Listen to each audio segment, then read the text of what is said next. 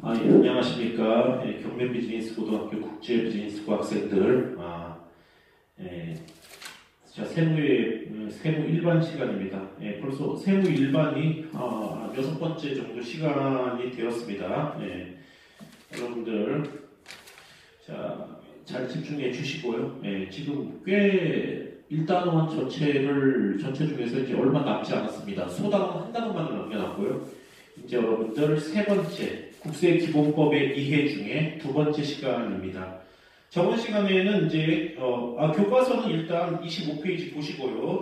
교과서 25페이지입니다, 여러분들. 교과서 25페이지. 저번 시간까지는 기간과 기한까지 이야기를 했습니다. 그래서 여러분들 기한을 연장할 수 있는 경우에 대해서 말씀을 드렸습니다. 천재지변이 있는 경우 또는 송달지연이 있는 경우 세금을 신고 납부할 수 있는 기한을 연장할 수 있었다고 그랬죠.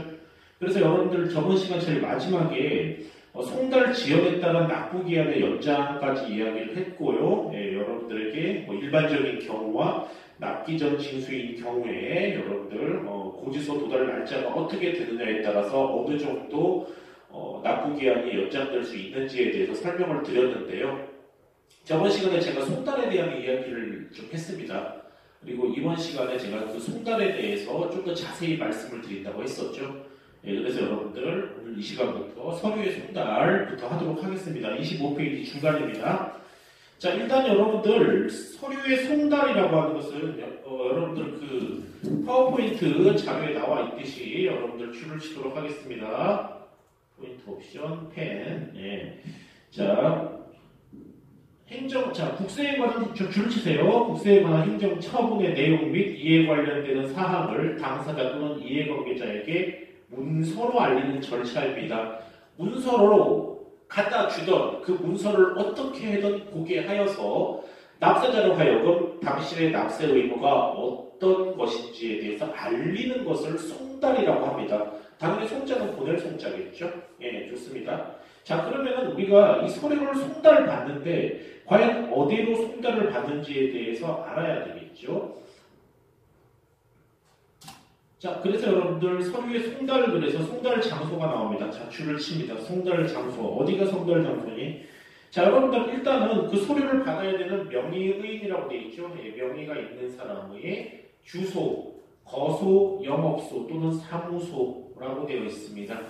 당연히 여러분들 기본은요. 그 서류를 전달받아야 할 사람의 주소가 있는 집으로 송달하는 것이 가장 확실하고 그렇지 않은 경우에는 그 사람이 일하고 있는 일터인 영업소나 사무소로 송달을 하는 경우가 있는 것입니다. 요즘에는 거의 전자우편 이메일 많이 쓰죠. 그렇기 때문에 전자우편 주소로 송달되어야 합니다. 자, 그래서 송달을 받게 되면은 효력이 나타나는 것이죠. 여러분들 앞에 송달받아야 할 자에게 도달할 때 효력 발생한다고 되어 있습니다. 송달 서류가 도착했을 때 효력 발생되온다고 되어 있습니다. 자, 중요한 게 이 송달 방법입니다. 여러분들이 이번 시간에 잘 알고 있어야 되는 것이 이 송달 방법인데요. 자, 송달 방법 정의하겠습니다. 자, 송달 방법은 총 4가지입니다. 교부 송달, 우편 송달, 전자 송달, 공시 송달. 이렇게 4가지죠. 구분을 좀 하셔야 될 것 같습니다. 굉장히 중요합니다. 좀 여러분들 잘 좀 알아두셔야 됩니다. 가장 일반적인 방법이 교부 송달입니다. 쉽게 말해서 송달을 받아야 될 서류를 전달하는 것이죠. 자, 그래서 여기 줄을 좀 치도록 하겠습니다. 자, 공무원이 해당 서류를 송달할 장소에서 명의인에게 직접 교부하는 방법. 서류를 들고 가서 누구누구씨 계세요, 유영국씨 계세요 한 다음에 여기 서류 있습니다 하고 전달을 하게 되면은 효력이 발생한다라는 얘기죠. 그래서 교부 송달의 효력 발생 시기는 도달주의라고 되어 있습니다. 도달했을 때 효력이 발생한다. 그래서 도달주의라는 말 암기해 두시기 바랍니다.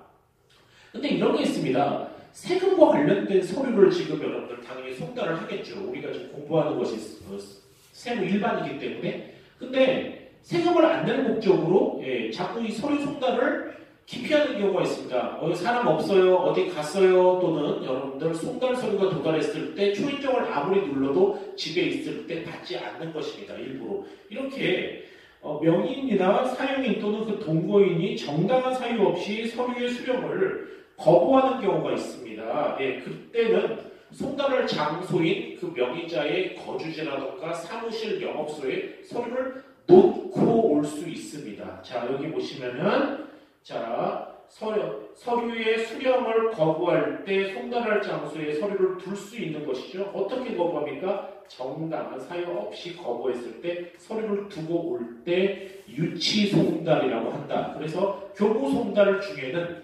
수령이 특정한 이유 없이 되지 않았을 때는 놓고 오게 되는 경우가 있는데 그것을 유치 송달이라고 한다. 그래서 교부 송달과 유치 송달을 여러분들 연관지어서 머릿속에 넣어두시기 바랍니다. 중요합니다. 유치 송달 같은 경우는 여러분들 직접 전달할 수가 없기 때문에 놓고 오는 것만으로도 충분히 효력이 발생하겠죠. 예. 두 번째 우편 송달입니다. 자, 우편 송달은 우편물로 보내는 것이죠. 그렇죠? 우체국을 통하여 송달하는 것을 우편 송달이라고 하고요. 납세의 고지, 독촉, 체납 또는 세법의 다른 정부의 명령에 관계되는 서류의 송달을 우편으로 할 때 등기 우편을 이용한다 줄칩니다. 예, 직접 받은 다음에 서명을 받아야 하는 등기 우편을 이용한다라는 말이죠. 그렇기 때문에 역시 우편 송달도 도달했을 때가 법적 효력이 발생하는 겁니다. 그럼 앞에서 말씀드렸던 교부 송달, 우체국을 통해서 여러분들 송달시키는 우편 송달 둘 다 도달주의겠죠. 암기하시기 바랍니다. 자, 세 번째가 전자송달입니다. 자, 전자송달은 정보통신망을 이용한 송달을 이야기합니다. 자, 그래서 여러분들 정보통신망을 이용한 송달은 여러분들 입력된 때 또는 저장된 때 입력 줄치고 저장에 줄치십니다. 자, 이렇게 했을 때 효력 발생 시기로 보는 것입니다. 여러분들 전자송달은 이거 잘 아실 테겠고요. 좀 헷갈릴 수가 있는데 이 네 번째 공시송달 보도록 하겠습니다. 교부나 우편으로 송달이 불가능할 수가 있습니다. 직접 전달이 안 되는 경우죠. 그런 경우에는 자, 서류의 주요 내용을 공고한다라고 되어 있습니다. 자, 공고가 뭡니까? 많은 사람들이 볼 수 있도록 홈페이지나 또는 여러분들 게시판에다가 직접 공고하는 것이죠. 자, 공고를 하자마자 그 사람이 볼 수 있을까요? 보기 힘들겠죠. 그것까지 감안해서 얼마간의 시간을 주겠습니까? 2주간의 시간을 줍니다. 그래서 공고한 이후에 2주의 시간이 지나면은 해당된 납세자가 충분히 이 공고된 것을 열람할 수 있겠구나라고 판단되어서 2주 후 14일 이후부터는 법적 효력이 발생하는 것입니다. 그래서 공시송달은 공고한 날로부터 2주인 14일이 지날 때 14일에 동그라미 치고 암기하시기 바랍니다. 자, 이렇게 교부송달, 우편송달, 자, 전자송달, 공시송달 이렇게 네 가지 방법의 서류송달 방법이 있다. 이렇게 머릿속에 암기하시기 바랍니다. 자, 국세부과의 원칙입니다. 자, 여러분들 뭐 여러 가지 것들이 있었는데 앞에서 하는 내용하고 또 이렇게 겹치는 것들이 있으니까 여러분들 알고 계셨으면 좋겠습니다. 자, 일단은 국세부과의 원칙은 자, 이미 성립한 납세 의무를 확정하는 것을 국세부과라고 한다. 줄치시고요. 국세를 부과함에 있어서 준수해야 될 기본 원칙을 국세부과의 원칙이라고 하고요. 네 가지가 있습니다. 하나씩 살펴보도록 하겠습니다. 자, 실질 과세의 원칙. 자, 이 말도 여러분들 머릿속에 좀 기억합시다. 소득 귀속이나 거래 내용의 형식과 실질이 다른 경우 실질에 따라 과세해야 한다는 원칙입니다. 실질적인 소득과 실질적인 재산 가액에 따라서 세금을 부과해야 된다는 원칙이죠. 자, 두 번째 신의 성실의 원칙. 앞에도 나왔죠? 굉장히 중요합니다. 납세자만 성실하게 해야 될까요? 아닙니다. 여러분들 과세관청도 세금이 과하게 부과되지 않을 수 있도록 성실하게 세금 관련 업무에 임해야 된다는 뜻으로서 납세자와 과세관청 쌍방 동그라미 치겠습니다. 모두가 신뢰와 기대가 무너지지 않도록 신의와 성실을 가지고 행동해야 된다. 신의 성실의 원칙입니다. 매우 중요한 여러분들 국세부과의 원칙입니다. 기억하시고요.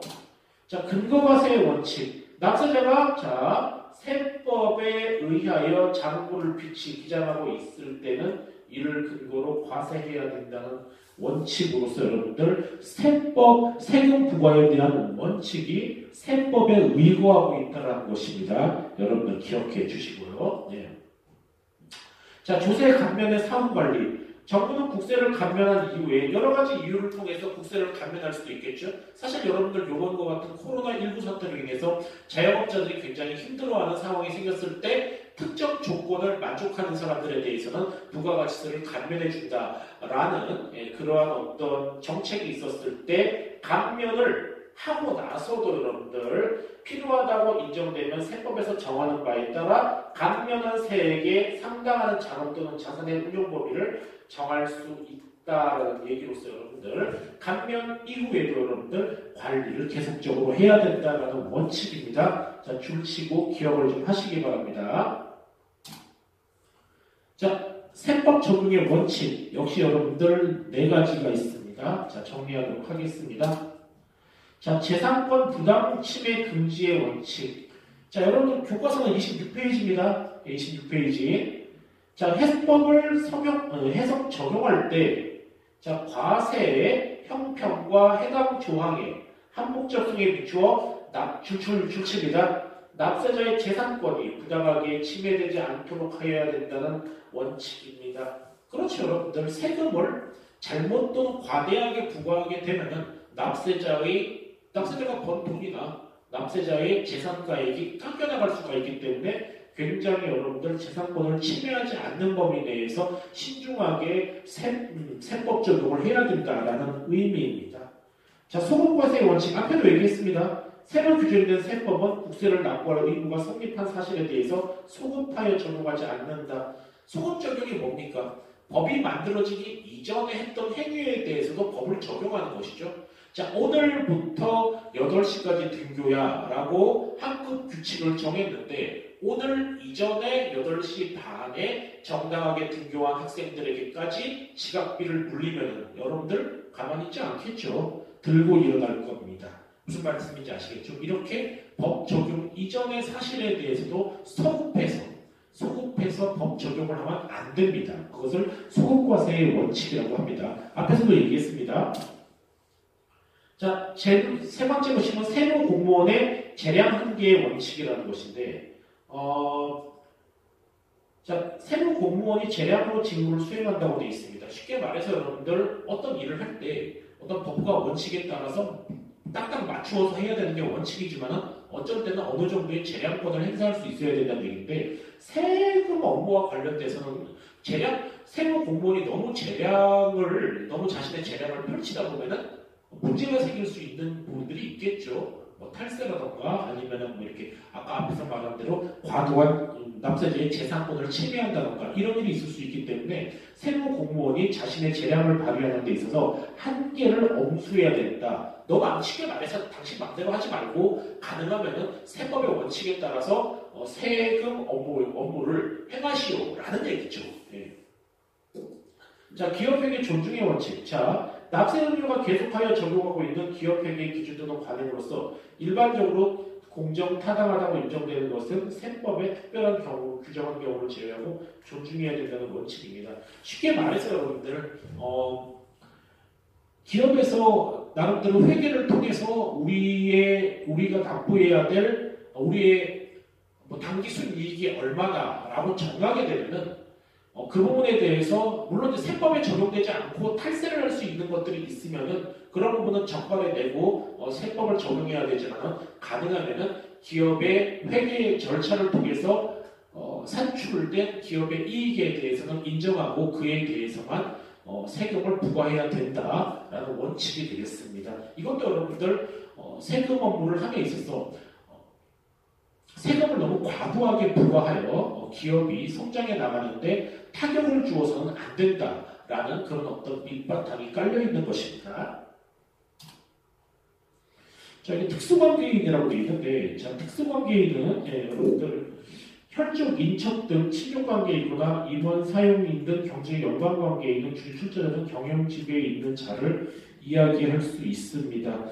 왜냐하면 여러분들 이런 어떤 특수관계인들에 대해서 예를 들어서 여러분 이런 경우가 있습니다. 그 부동산을 사고 팔 때 여러분들 부동산을 팔 때 뭐 예를 들어서 내가 3억에 샀던 아파트를 6억에 판다. 그러면 3억 원의 이익이 생기는 거죠. 그럼 이 생긴 새롭게 부동산을 팔면서 나에게 생긴 이익에 대해서는 양도소득세라고 하는 것을 부과하게 됩니다. 근데 그 양도소득세를 적게 내고 또 상대방인 양도소득세를 적게 낼 뿐더러 아버지가 아들한테 아파트를 팔고자 할 때는 굉장히 낮은 가격에 팔게 되겠죠. 예, 그렇기 때문에 그러한 부분들을 좀 적발해내고 증여인지 증여 이게 정당하게 판매가 되는 것인지 또는 증여인지 이런 것들을 알아내기 위해서 특수관계자의 범위를 여러분들 세법상 정하는 경우가 있습니다. 그렇게 해서 공정한 세금 업무를 수행하기 위해서 여러분들 특수관계자를 정하는 경우가 있습니다. 쉽게 말해서 아들과 아버지와 같은 특수관계인 상황에서는 재산을 주고받는 데 있어서 정당한 가격으로 주고받지 않을 테니까 당연히 그만큼 양도 차익도 적을 테고 양도소득세도 적게 낼 수 있는 편법이 생길 수 있는 것이죠. 그런 부분들에 대해서 명확하게 하기 위해서 이렇게 특수관계인을 정한다라고 여러분들 생각하시면 되고 한번 여러분들 요거는 제가 등교계약하게 되면 다시 한번 정리해 드리도록 하겠습니다. 한번 그냥 보고 넘어가도록 할게요. 자, 27페이지입니다. 이제 여러분들 국세기본법의 2회 이제 마지막 단원인데 짧기 때문에 빠르게 이야기하도록 하겠습니다. 납세자의 권리를 보호하기 위한 납세자 권리 헌장이 있습니다. 자, 여러분들 교과서 27페이지에 보면은 나와 있습니다. 지금 여러분들 파워포인트로 나와 있죠. 자, 이 납세자 권리 헌장이 왜 있습니까? 자, 과세 처분을 하거나 범칙 조사를 하는 경우, 예를 들어서 세금을 탈세했는지에 대해서 세무조사 같은 걸 할 수가 있겠죠. 반드시 납세자 자신의 권리사항을 사전에 알려줌으로써 당신은 이런 권리가 있기 때문에 세금에 대한 조사를 받을 때에도 충분히 권리를 인정받아야 된다는 것을 알려줌으로써 납세자가 부당한 대우를 받지 않을 수 있도록 보호해 줄 수 있는 것을 납세자 권리 헌장이라고 하고, 여기 보시면은 여러 가지 것들이 있습니다. 납세자가 탈루 혐의가 없다고 가정하는 한 세무조사에 대해서는 법령에 의거한 데에서만 조사가 되고, 납세자의 여러 가지 그 권리들에 대해서 여러분들 쉽게 말해서 보장하고 있는 것이 납세자 권리 헌장이다, 이렇게 알고 계시면 되겠습니다. 자, 납세자 권리보호 요청제도. 자, 28페이지인데요. 28페이지에 납세자 권리보호 요청제도. 자, 세무조사를 포함한 국세 행정집행 과정에서 국세 공무원이 부당하게 납세자에게 권리를 침해하거나 침해가 예상되는 경우 납세자 보호 담당관에게 권리보호를 요청할 수 있는 제도입니다. 세무조사를 받는 과정에 있어서 잠을 재우지 않고 늦게까지 세무조사를 함으로써 이렇게 부당하게 납세자의 권리가 침해당하는 경우에는 충분히 권리보호를 요청할 수 있다는 것입니다. 자, 요건 여러분들 맨 앞에서 여러분들 만화를 통해서 제가 말씀드렸었죠. 과세전 적부심사. 예, 과세전 적부심사입니다. 자, 과세전 적부심사는요, 줄을 좀 치도록 하겠습니다. 자, 과세 처분을 하기 전에 세금 얼마 내세요? 라고 처분하기 전에 미리 과세할 내용에 대해서 납세자에게 알려주죠. 예. 이만큼의 세금이 나왔으니까 몇 월 며칠 날 당신에게 고지서가 나갈 겁니다 라고 알려주는데, 이에 대해서 불만이 있거나 의의가 있거나 부당하다고 생각이 되면은 과세에 대한 적법성 여부를 심사해 줄 것을 청구하는 제도입니다. 즉, 과세 처분이 되기 전에 적법성 여부를 심사해 줄 수 있는 것을 청구하는 제도가 과세전 적부심사로서, 이 과세전 적부심사는 곧 다음에 나올 조세 불복 제도하고도 조금 차이가 있습니다. 다른 겁니다. 자, 넘어갈게요. 자, 조세 불복 제도는 여러분들, 자, 여기 일단은 어떤 것이 있는지 먼저 알아볼게요. 자, 조세 불복 제도는 자, 이의 신청, 자, 심사 청구, 자, 역시 조세 심판 청구, 심사 청구, 행정 소송이 있습니다. 자, 그래서 쉽게 말해서 여러분들 이의 신청, 자, 심사 청구, 심판 청구, 그리고 행정 소송까지 여러분들 하나, 둘, 셋, 넷, 한 5가지 정도 되어 있습니다. 여러분들 교과서에 보시면은 줄을 좀 치세요. 거기 보시면은 자, 조세 불복 제도는 일단 세법에 의한 위법 또는 부당한 처분을 받은 자와 이에 의하여 권리 또는 이익의 침해를 받게 된 이해관계인은 위법 또는 부당한 과세에 대해서 불복하여 구제를 받을 수 있다. 쉽게 말해서 여러분들 과세 처분하기 전에 이의 신청을 하게 되면 과세전 적부심사고요. 과세 처분이 끝났습니다. 당신 얼마 내세요 라고 해서 여러분들 고지서가 떨어졌는데 그 부분에 대해서 불복한다. 나는 세금을 낼 수 없습니다. 라고 하는 경우는 조세 불복제도고 앞에서 말씀드린 과세전 적부심사하고 다릅니다. 죄송합니다. 여러분들. 자, 그래서 여러분들 교과서에 보시면은 이의신청, 심사청구, 심판청구, 감사원, 심사청구, 행정소송 5가지죠. 5가지를 알아두시고요. 표에 보시면 굉장히 복잡하게 나와 있는데 다른 거 필요 없고 여러분들 조세 불복제도와 같은 경우 아까 미안합니다. 과세전 적부심사 같은 경우는 잠깐만 교과서 다시 보세요. 과세전 적부심사의 딱 중간에 보시면 30일이라는 말이 있죠. 동그라미 좀 치세요. 과세 예고 통지를 받은 날로부터 30일 이내에 심사 청구를 해야 된다라고 나와 있고요. 이 불복은요 다 90일입니다. 그게 좀 차이가 있다는 것만 알아두세요. 그래서 이의 신청, 심사 청구, 심판 청구, 심사 청구, 행정소송 총 4가지겠네요. 국세청장 심사 청구가 있고 감사원장 심사 청구가 있기 때문에 이게 이제 2가지로 나뉘는데 그냥 하나로 합쳐서 심사 청구라고 생각하시면 되겠습니다. 그래서 이의 신청, 심사 청구, 심판 청구, 행정소송 4가지고 이 4가지가 조세 불복제도로서 이거는 이제 과세 처분 후에 이제 확정된 조세에 대해서 불복하는 경우에 행하게 되는 납세자 권리보호제도라고 생각하시면 되겠고 과세 처분 전에 하게 되는 과세전 적부심사하고는 다릅니다. 그래서 구분하시기 바랍니다. 이렇게 여러분들 알아주셨으면 좋겠습니다. 자, 여러분들 역시 이번에 국세기본법의 2회 또 끝났습니다. 여러분들 고생 많이 하셨고요. 벌써 3단원까지 끝났고 이제 대단원 1단원 이제 조세의 세무일반의 기초의 마지막 4번째 기업회계와 세무회계만 남겨두고 있습니다.